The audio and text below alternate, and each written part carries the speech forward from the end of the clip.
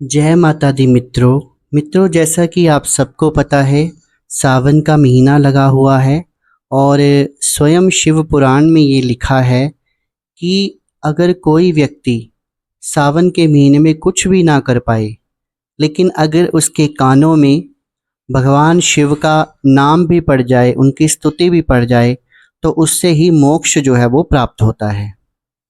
और ऐसा भी कहा गया है कि इन दिनों शिव महापुराण का पाठ करना चाहिए। तो ये जो मैंने शिव महापुराण की जो सीरीज़ चलाई है, मैंने उन लोगों के लिए चलाई है, उन भक्तों के लिए चलाई है जिनके पास समय का अभाव होता है। तो वो क्या कर सकते हैं कि अपना जो उनका डेली रूटीन है वो काम भी करें, और काम करने के साथ साथ मोबाइल तो आजकल हर व्यक्ति यूज़ करता है, तो कानों को हेडफोन लगाकर अगर मेरे वो ये पार्ट वाइज जो मैंने खंड जो हैं अलग अलग उनका पाठ जो किया है, आप तक पहुंचाने की कोशिश की है, उसको आराम से सुन सकते हैं और मोक्ष की प्राप्ति जो है वो कर सकते हैं। इसमें उन्हें मेहनत भी नहीं करनी पड़ेगी, बना बनाया मटेरियल जो है उनके कानों तक पहुंच जाएगा। नहीं तो शिव महापुराण के पाठ के लिए उनको अलग समय निकालना पड़ेगा। तो यही मेरा मोटिव है। जिन लोगों ने पहले खंड नहीं सुने हैं वो पीछे जाकर पहले खंड भी सुन ले। इसी तरह प्रयास करूँगा, कोई विघ्न ना पड़ा तो पूरे शिव पुराण को आपके लिए पढ़ दूँ। तो चलिए आज गणेश विवाह की चर्चा करते हैं। ब्रह्मा जी ने नारद को बताया, हे मुनि श्रेष्ठ, अब गणेश का लालन पालन शिव पार्वती बड़े लाड प्यार से करने लगे। वे कुमार के साथ खेलने कूदने लगे। एक बार शिव पार्वती एकांत में विचार करने लगे कि कुमार कार्तिकेय और गणेश का विवाह कर दिया जाए। माता पिता की इच्छा जानकर दोनों भाई झगड़ा करने लगे कि पहले मैं विवाह करूंगा, मैं पहले विवाह करूंगा। दोनों भाइयों में परस्पर विवाद प्रारंभ हो गया। उनका विवाद देखकर शिव पार्वती विचार करने लगे कि यह विवाद किस प्रकार सुलझाया जाए। तब उन्होंने एक उपाय सोचा कि तुम दोनों ही एक समान प्रिय हो, अतः तुम में से जो पहले पृथ्वी की परिक्रमा करके आ जाएगा उसी का विवाह पहले किया जाएगा।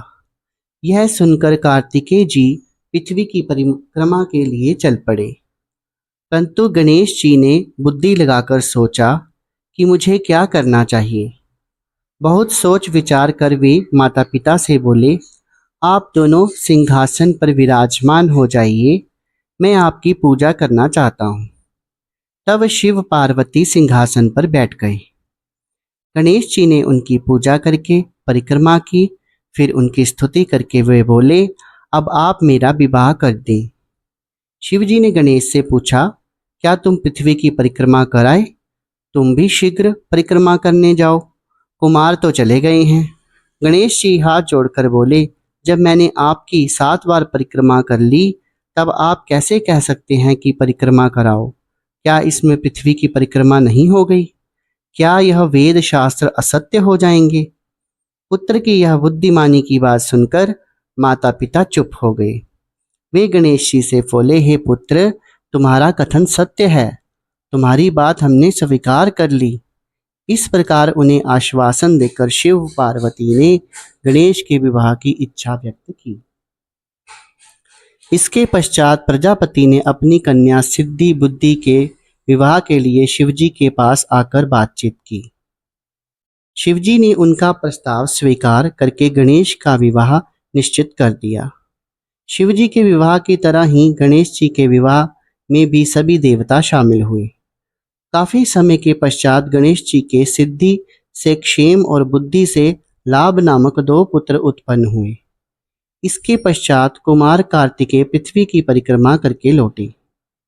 नारद जी ने रास्ते में ही कार्तिकेय को सब समाचारों से अवगत करा दिया। समाचार जानकर कार्तिकेय के क्रोध की सीमा न रही। वे माता पिता को प्रणाम करने के पश्चात क्रौंच पर्वत पर जाकर तपस्या करने लगे। कुमार के विरह में पार्वती जी को बड़ा भारी दुख हुआ।